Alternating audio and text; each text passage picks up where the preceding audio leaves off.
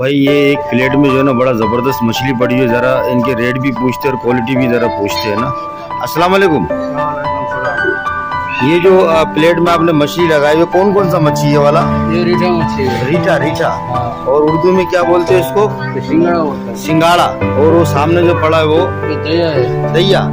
तो इसको बंगाली में क्या बोलते हैं? तेलापिया। तेलापिया। तो ये क्या रेट में दे रहे हैं जो काले काले जो पड़े हैं सामने? ये बड़ा होता तो 800 रुपया है, तो 300 साढ़े 300 रुपए किलो। और मीठे पानी का सिंगाड़ा आप दे रहे हैं। और ये वाला जो है ये 250-300। 250-300 रुपये। भाई ये देखिए मार्केट लियारी 36 की 63 टाउन लियारी की माशाल्लाह मार्केट में जो ना मछलियाँ बड़ा सस्ता दे रहा है शहर के मुकाबले में। और यहाँ पर भी एक मछली वाला बैठा। अस्सलाम वालेकुम भाई। भाई ये कौन कौन सा मछली है आपके पास?